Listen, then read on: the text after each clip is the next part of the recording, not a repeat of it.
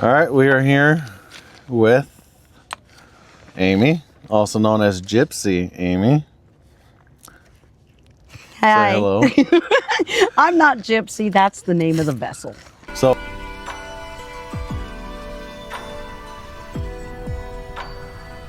all right, so we are here with Amy today. Hello, I'm Amy.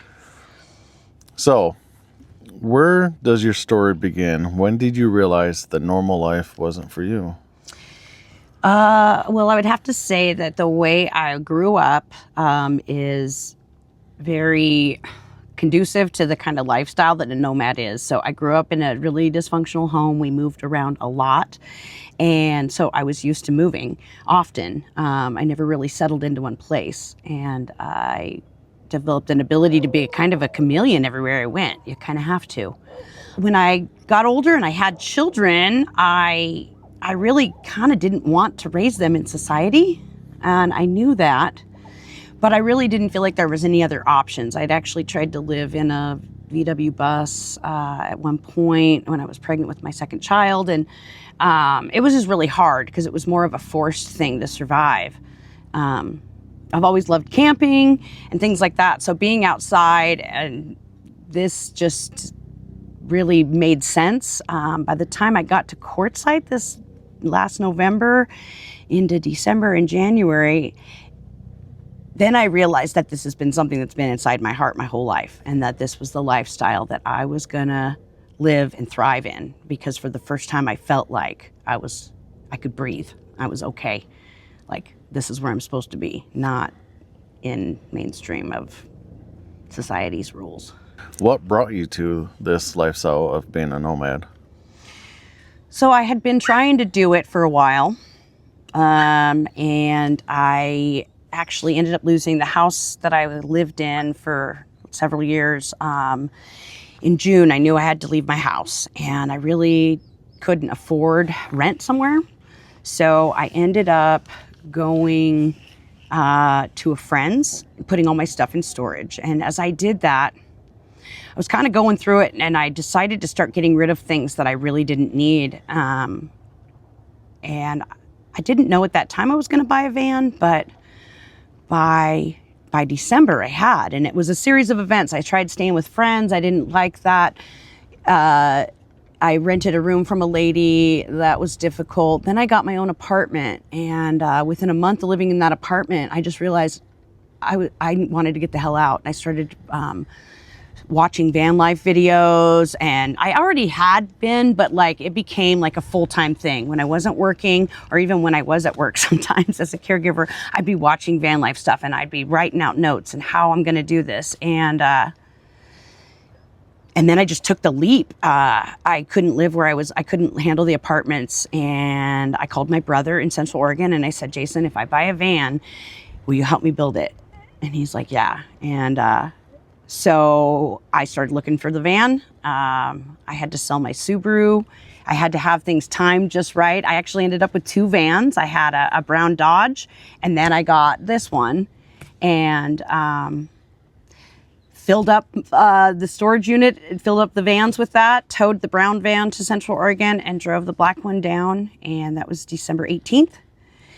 And by March 23rd, I was living in the van. I didn't really know what I was going to do, but I always thought, well, I'll camp host, or I'll do this, and there's all these free places to camp, maybe, you know, and I knew there was communities of people doing this. So I first took a job in New Mexico on a horse ranch for a couple of weeks. At that point in my life, though, I had never really driven anywhere by myself very far. Like an hour and a half was like the longest. And this guy right here, a good friend of mine, passed away, and he'd always encouraged me to travel. And so I took the interview a few days after he passed away, and I just went, and I drove to New Mexico from Central Oregon, which was a big deal. And I started feeling the freedom of it right away. So I knew that this was what I was going to eventually do. And I had heard about Quartzsite, and so then I came here, and then the networking really began, and the lessons of like how to do this has really begun. Do you think you could ever go back to a normal way of life? Normal meaning what's happening out there? No. I don't believe that the system that's outside of living free is sustainable in any way anymore. I think that's why it's becoming more popular, and I think that it has a simplicity that allows people to truly thrive in an environment. And out there, I don't know what's going on, but I think it's full of way too much sadness, pain, pressure, controls. What struggles have you faced in the nomad life? So a few of them for me, because I'm disabled and I was having a lot of health problems, is doing this by myself. Some of the struggles have been learning how to, or training my body to be able to handle the things that I need to do. The generator was an issue at first. Packing and unpacking things was really tiring, and it was hard on me. And I'd get frustrated. And then I've kind of learned how to pace myself, so that helped with that, and I've gotten stronger. The letting go of control, because every day the life of a nomad changes, and so there's all these changes that happen, and you have to go with the flow. Like, I always thought I was pretty adaptable, but this is at an accelerated speed, and so I've worked through a lot of that. I've also had to let go of a lot of fears and really learn to trust the universe and God, my higher power, a lot more. And I feel like this allows me to connect with that more. So the struggles have been lessons. They've all been beautiful lessons. And they've made me stronger and more confident in myself, and feel more connected to, I feel like I'm living for once. I'm really living. What have you learned after meeting some good and not so good nomads? That's a great question. The concentration of different types of people that become nomads out here is a lot. And so what I've noticed, a common thread with a lot of people, is they've had trauma and they've got unhealed stuff. So at first I gravitated towards all the people that seem to be organizing stuff, and they actually have a lot of control issues. Then I gravitated towards all the people that were partying a lot, and they have a lot of love and acceptance for each other, and they help each other out in a way that I've never seen. And I've kind of bounced around different groups of people, and I've gotten really close to some of them, and I've seen some people have some freakouts, because part of this transitioning in this lifestyle, I think, is you freak out a little bit. I think that's why we don't belong in that world. So you still have the same human behaviors. I'm choosing not to judge people as good and bad anymore. It's healed and unhealed. And I have to decide where I want my energy to be. So I'm definitely extended energy to people that I maybe didn't need to. But it's taught me how to reserve my energies for the, feel people out a little bit, really get to know who they are. But I think truly you never really know anybody completely. Okay, what was your childhood, your early adult life that basically just essentially kept motivating you and pushing you to this lifestyle? Well, I think because of, like I'd mentioned previously, that I had a pretty dysfunctional childhood, which who doesn't anymore. As I got to be an adult, which I became a parent at 17, I tried really hard to fit it myself and my life into a box that I thought everybody expected. And so I did that for years. I went to medical assisting school. I worked in the healthcare field. My kids did different activities. I ended up marrying a lot and being in a lot of still unsustainable. There wasn't a lot of stability in my life. And I just was always like, the only time I felt great was when I went out camping, when I got to be out in nature. And so after time, it was like, why can't I live like this? In 2020, when all that stuff went down, I actually attempted it then. I just took all my stuff in my Honda and took a tent and went out into the woods where I knew I could just stay, and I was just going to stay out there, see how long I could survive. And so all the different experiences in my life brought me to that, where it was like, this makes more sense. What's a typical day like for you on the road? What mainly determines what I'm going to do for the day is what needs to be done, which is what I really like about this life too. It's like the needs are, do I need to get water? Do I need to take the trash out? Do I need to go to the dump station and dump my cassette toilet?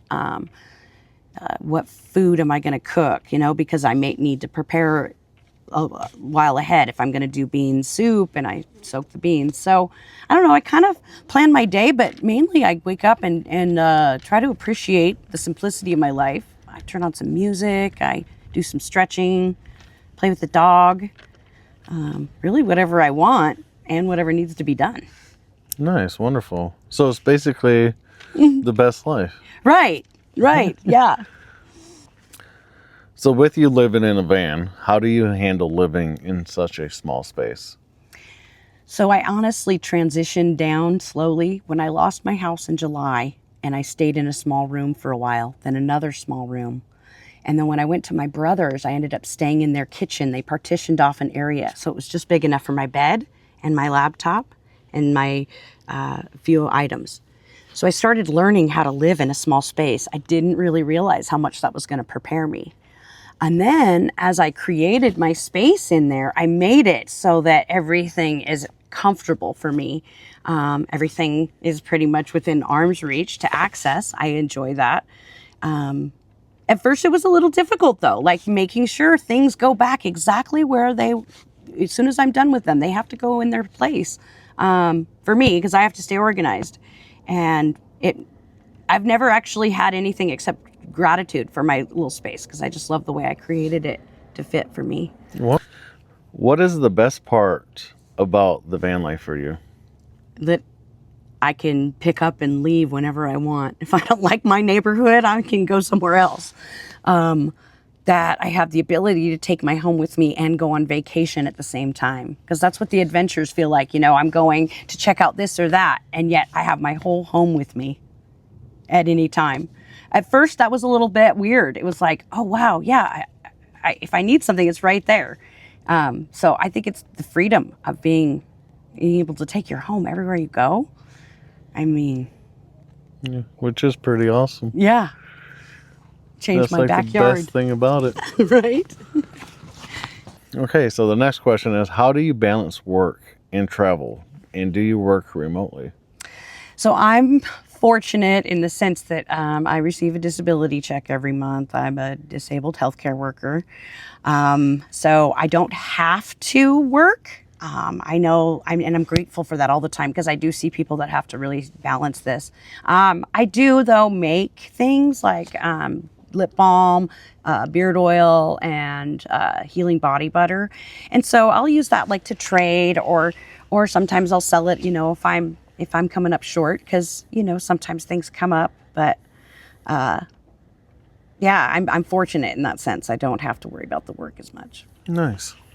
So with you making income and other sources come in, what kind of like van stuff do you got to pay for to be legal? So I pay for car insurance with roadside assistance and theft, vandalism, and fire. I don't pay for collision. I have to pay for life insurance. I did that for my children because I don't have a lot to leave them. So if anything happens to me, I just think that's smart. I have AAA, which of course that's only once a year. I have a Les Schwab Tire Center account, so that if there's emergencies that come up, and that's how I've kept nice tires on my van. Cell phone bill.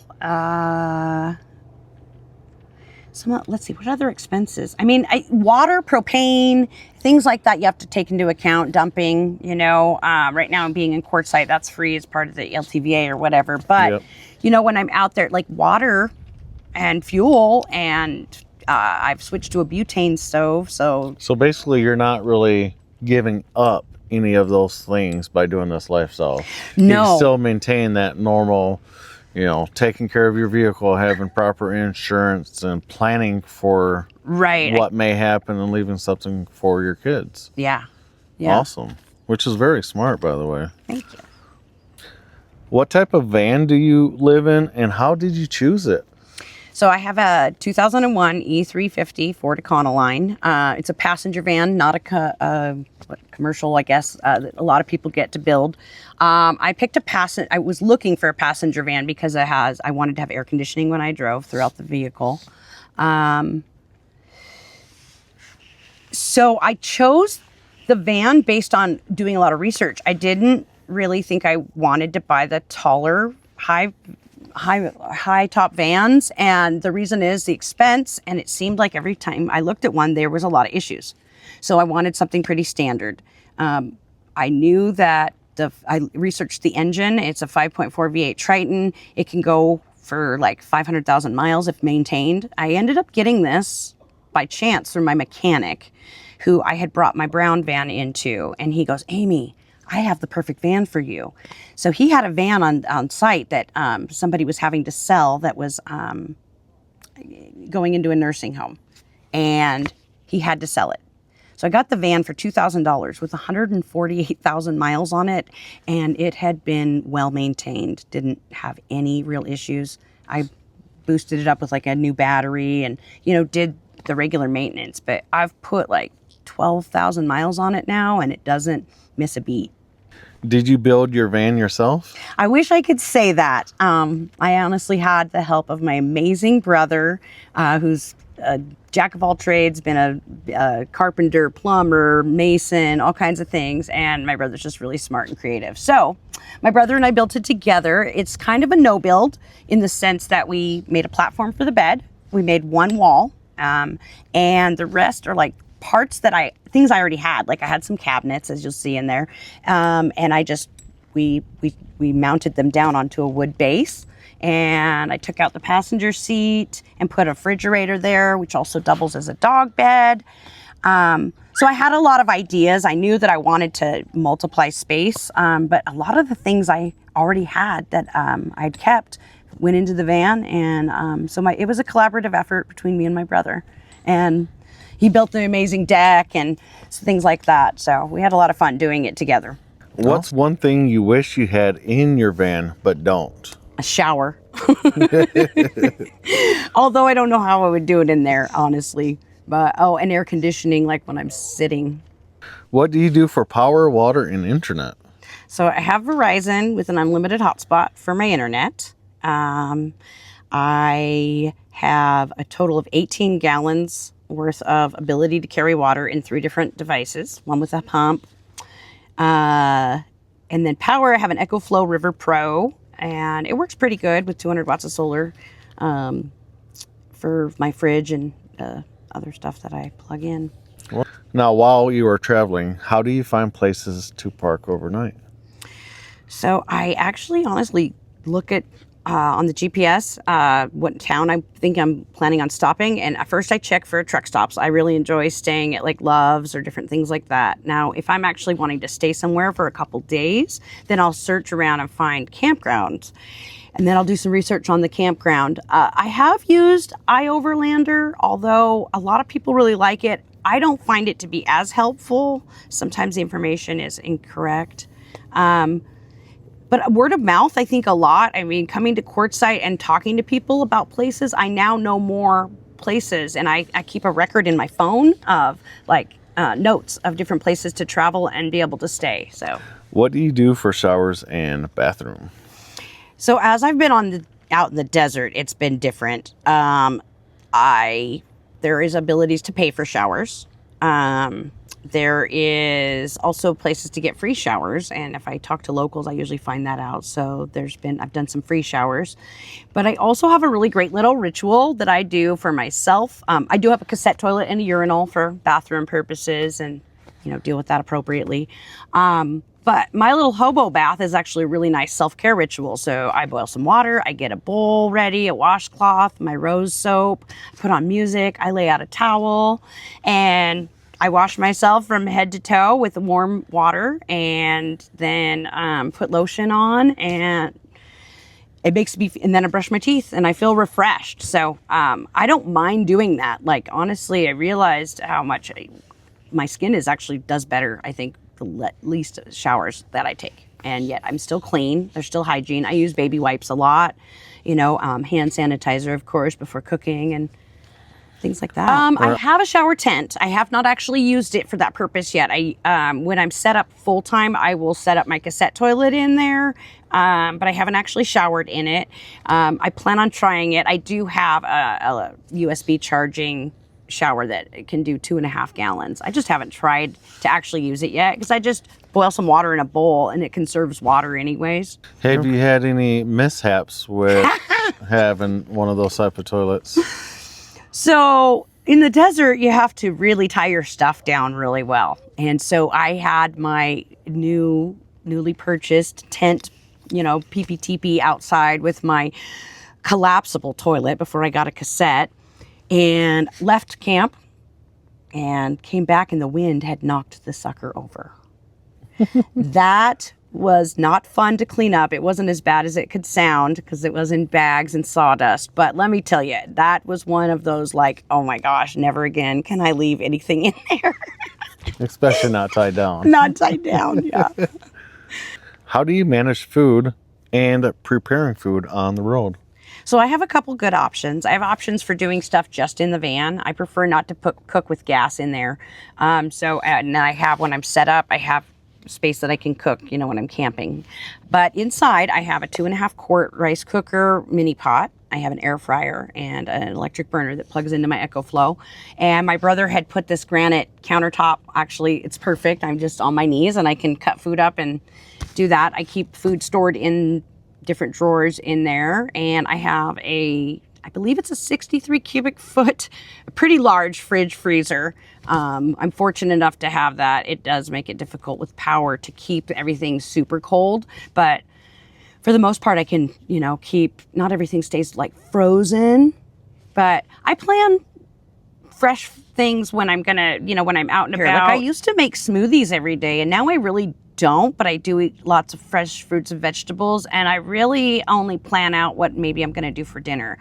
I've gotten to where I eat a lot more like grab foods than prepared foods. So, I'll make things like, I have some recipes that I like, and when it's cold, I like to make soups and stuff. So that takes a little extra preparation, but I eat differently now. Do you have any advice for staying organized in a small space?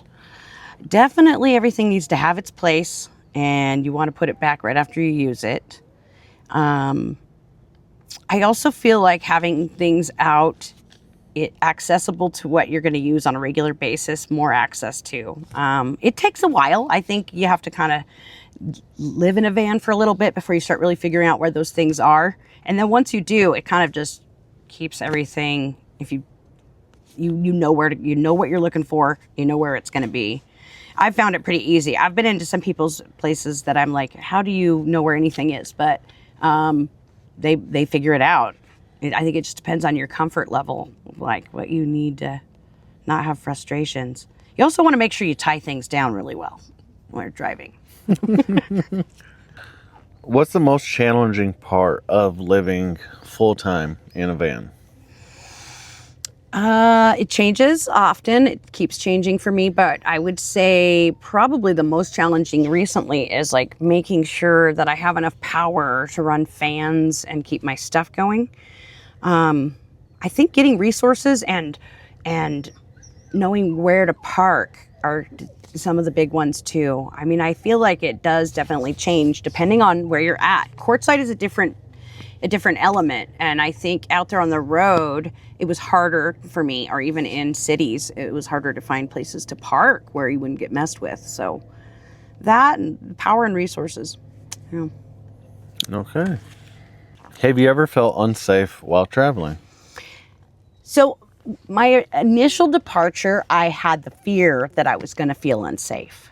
After like actually being on the road and learning a lot from other people, women on van life pages, I didn't find that I actually felt really unsafe anywhere. It was my own fears. I had one situation where I was in California that I did feel like something was up. And that's one thing to say about this for women, and I think anybody, is that it's really important to listen to your intuition. If something feels off, it's off. Don't figure out why, just go. So I'm sitting there cooling my van off in a truck stop, actually, and there's these two guys parked next to me, and one of them gets out, is asking about my van, and I'm flattered, it's nice, and he's asked me if I need any help, and that was fine. And then he just kind of wouldn't go away. And the other guy, as I look over, he just didn't look right. Something about his demeanor. And then he offered me some lemons, and I took the lemons, and then he wanted to see if I wanted to go to the river and go swimming. And I said, you need to back up. no, I'm not going anywhere with you. I don't know you. And at that point, I was like, should I pull off? Is this guy going to follow me? Or should I wait for them to leave? And so I sat there for a minute. I got on the phone with a friend and told him I felt unsafe, and ended up just getting on the road and watching for a while. And nothing came of it. They didn't follow me. But I definitely know that was the only time I felt like, man, I wish my gun wasn't buried in the back. How do you stay healthy on the road? So I prioritize the foods that I eat. I need to have protein. I need to have fruits and vegetables. I need to drink lots of water. I do lemon water with salt and molasses in it. I do liquid IV packets for that. I take some magnesium and supplements. I definitely stay active, which I think keeps me really healthy. I've gotten into shape. I think with, let's see, what other parts of healthy? Water, meditation, self-care. I mean, I feel healthier than I ever have. I mean, it'd be sure nice to have a freaking nice long hot soak in a bathtub, but other than that, I mean, I feel healthier than I ever have. I brought exercising modality things with me, so having the mats on the ground and stretching and doing that, you get a lot of exercise, because really you don't really live inside your van when you're living like this. You live outside of your van. Okay. How do you deal with really bad weather, or if your rig breaks down? So on weather first, I'm just going to say that I am constantly trying to figure out how to make my van and my space be ready for certain things, especially in the desert, wind and heat. So I think that with weather, you as a nomad, you kind of have to move if the weather is really extreme. I can particularly handle really cold weather over really hot weather. So I'm working on getting a max air fan. I do have some fans that I run and do some cross ventilation in there. And then I have an electric blanket that goes on my mattress, and I have a small little plug-in heater that works pretty well for that. And then I have shade with my new clam tent for weather. Vehicle breakdowns, I've luckily only had one. It was a tire that blew out, and I was in the middle of Utah, and AAA actually didn't want to honor it, because in Utah they have different rules about whether or not you have a van that's converted. So I ended up having to call my dad. I was fortunate enough, my dad helped me out and got towed to a place. That was challenging and scary. I had to ask if I could sleep in my vehicle in the mechanic shop. It was, had to be overnight, and that was too hot at the time. So I ended up trying to find a hotel on foot, and I realized how uncomfortable it was to leave my vehicle. So now I made sure that I have really good roadside service, and I've verified with AAA how to avoid that issue. But I definitely don't have a savings for it. So I'm glad that I have a lot of network of nomads, that now I know people everywhere. And I think that because I've made that wide friend group, I have the ability to get help from other people. But I'm also learning how to deal with it myself. There's things I've learned to do on the vehicle that I didn't know how to do before. And so I feel pretty good about it now. Have you met any other nomads, and what is that like? So coming to Quartzsite, there is every type of nomad you can imagine. So I've learned about the different, there's people that do this for lots of different reasons. We have people that just come and do this in the winter time. I haven't really met those people because they kind of keep to themselves.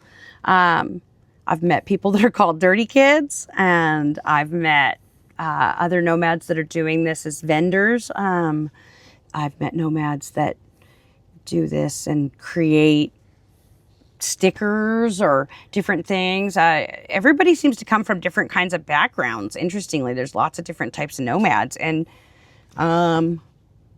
they're all at different levels of learning. And I tend to be around the people that hang out with the misfits. To be honest, I've found that. I think that the people that are not don't have insecurities about this, they talk about whatever, they're accepting of whatever, they allow people to be who they want to be. Those are more the nomads that I tend to gravitate towards. They have a real spiritual side that I've been drawn to. People that have lived on the streets like kind of their whole life, and so then they started living this life and then had community. Yeah, it's interesting. There's different neighborhoods. Have you ever felt loneliness while being a nomad? Before coming to Quartzsite, and kind of just like staying kind of in my hometown in my van, I did feel loneliness. Sometimes I would just sit in my van and be like, God, I need to be on the road. So when I'm stationary, I can. Now, when I got to Quartzsite, a whole different deal. I really didn't feel loneliness or boredom because there's so many different activities to do that honestly,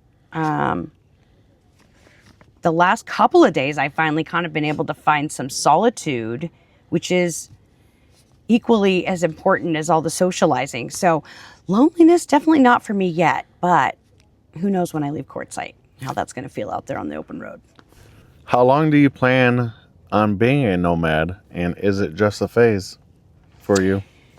So I didn't plan on being a nomad. I think it really came to me. And I'm learning as I've been doing it now almost a year that every day has new challenges. I can't imagine living any other way though than this. And I don't believe it's a phase because at 49 years old, I finally feel happier than I've ever felt and more content with myself and more like on my right path.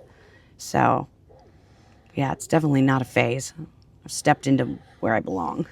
And do you plan on doing this the rest of your life? I don't plan on. I have no plans. That's one of the things about being a nomad. I'm learning to let go of control. I don't want to figure out the plan. I don't know what's going to be in store for me, but I'm open to what's going to happen. Each day I'm going to figure out what I'm going to do. So that's a big deal for me. I had way too many control issues before and trying to fit into the pressures of a box. So I feel like this is the way of just living with in harmony with nature. It's going to let me know when I'm supposed to stop. Wonderful. All right. What advice would you give someone who's thinking about being a nomad?